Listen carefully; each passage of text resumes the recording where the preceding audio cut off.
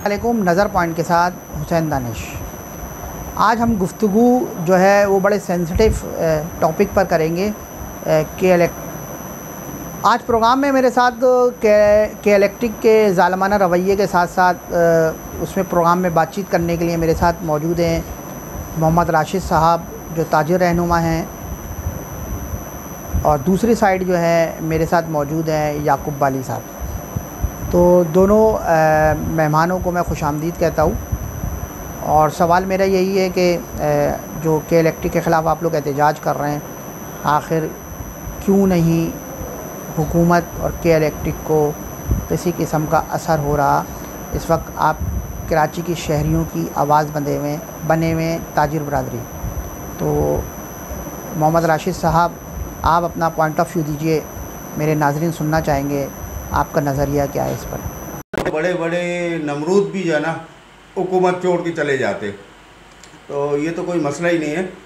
मगर हमारी फिर भी हुकूमत वक्त से गुजारिश होगी कि हमारी बातों पे और हमारी परेशानियों पे नज़रसानी करे और कोई ऐसा आवाम के लिए बेहतर हल निकाले। जैसे सरजील भाई ने कहा कि सोलर सिस्टम जो है ना आसान अक़सात पे दे दिया जाए, जिससे कि इलेक्ट्रिक से भी हमारी जान छूटे और हर बंदा खुद मुख्तार हो जाए।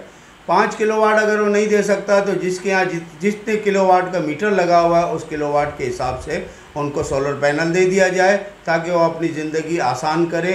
क्योंकि इस टाइम 30,000 रुपये तनख्वाह वाला ना बिल भर सकता है ना घर चला सकता है। कि सिर्फ के इलेक्ट्रिक की तरफ से महंगाई नहीं है, पेट्रोल महंगा, अनाज महंगा, ज़िंदगी की हर चीज़ें महंगी से महंगी होती चली जा रही है। अगर हुकूमत वक्त को अगर इसका अंदाज़ा है तो अपनी रियाया के लिए बेहतर से बेहतर फ़ैसला करे। हम भी नहीं चाहते कि हम हुकूमत वक्त से टकराएं, मगर ये हमारी मजबूरी है कि हमें रोटों पे आना पड़ेगा। हम इससे मुतफ़िक़ है क्योंकि ताजिर बरादरी जो भी फ़ैसला कर रही है, हम ही ताजिर बरादरी है, हम उन्हीं से है, वो हमसे हैं, हम एक हैं और एक ही पेज पे आकर इस ऐलान को हम करते हैं। ऐसा नहीं है, ये लोग जो कहते हैं ना कि ताजिर बरादरी बढ़ गई है, वो गलत बयानी करते हैं। ताजिर बरादरी कोई नहीं बढ़ी हुई, आज भी आपके सामने बैठी हुई है।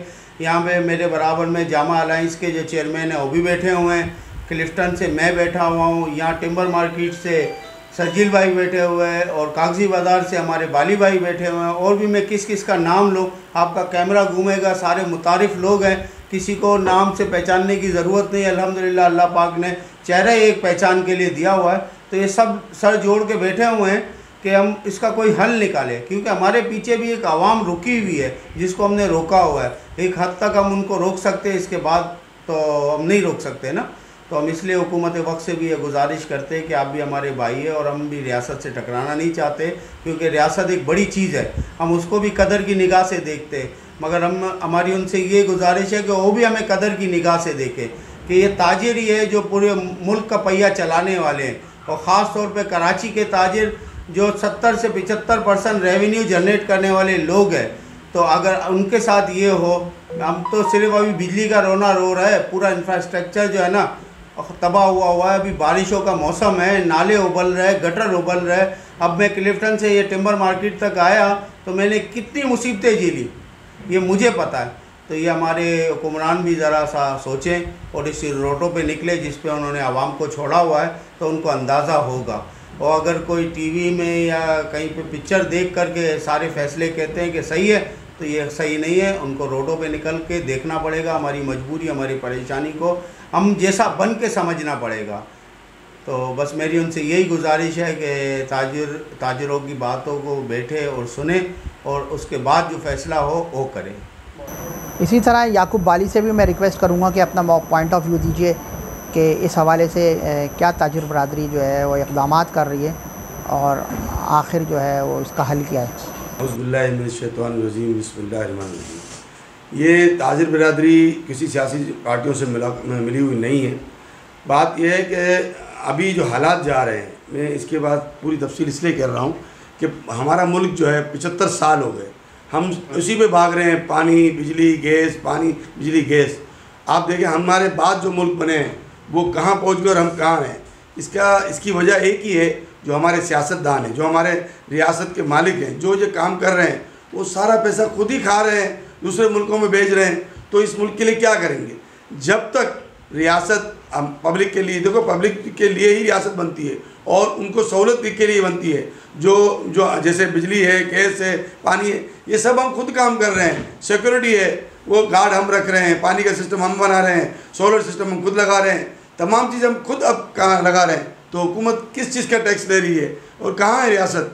यानी कि रियासत का सिर्फ एक ही काम है कि वो पैसे बटोरे, जमा करे और दूसरे मुल्कों में भेजे और अपने बच्चों को वहाँ भेज दे। यहाँ तो पब्लिक मर रही है, इसका कोई हल नहीं है। जब तक देखे कश्मीर में पब्लिक बाहर आई, आसान काम हो गया। दूसरे मुल्कों में बांग्लादेश को देख लें, पब्लिक बाहर आई, वहाँ सबका काम जो उन्होंने चाहा हो गया। तो भाई रियासत जो बनती है वो पब्लिक से बनती है।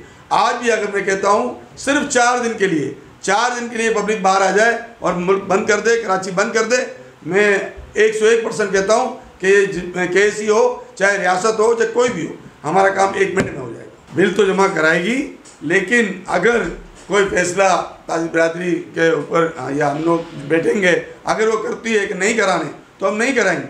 लेकिन अभी तक कोई ऐसा फैसला नहीं हुआ कि हम नहीं बिल नहीं जमा कराएंगे, बिल्कुल जमा कराएंगे। मैं सिर्फ इतनी गवर्नमेंट से रिक्वेस्ट करता हूँ कि जो लोग जो फ़ायदे उठा रहे हैं कि भाई बिजली के बिल भी माफ़ करवा रहे हैं और फैसिलिटी ले रहे हैं, वो ख़त्म करें, तो जाके बिजली के बिल कम होंगे या पेट्रोल कम होगा या सब चीज़ें कम होंगी। मसला यही चल रहा है कि भाई पब्लिक को पैसा नहीं दिया जा रहा है, खुद खा रहे हैं। जब तक वो हम पब्लिक के ऊपर नहीं देंगे पैसे, ये नहीं हो सकता है। मैं रिक्वेस्ट करता हूँ कि जो फ़ौज है, मिनिस्टर हैं, वज़ीर आज़म हैं, सदर साहब हैं, वो उनको पकड़ें कि जो ऊपर खा रहे हैं, जो फ्री में ले रहे हैं, बिजली फ्री में ले रहे हैं, पेट्रोल फ्री में ले रहे हैं, सहूलत फ्री में ले रहे हैं, किस चीज़ की सहूलत दे रहे हैं? जो मुल्क मकरूज़ है, जो उनके पास पैसा नहीं है, जो पब्लिक जहाँ सबसे ज़्यादा अमवात जो खुदकुशियाँ हो रही हैं, इसके बावजूद वो कह रहे हैं हमें फैसिलिटी दो, हमें फैसिलिटी दो। ये बेकार काम है। जब तक ये ख़त्म नहीं होगा, रियासत क्लियर नहीं हो सकती। बहुत बहुत शुक्रिया।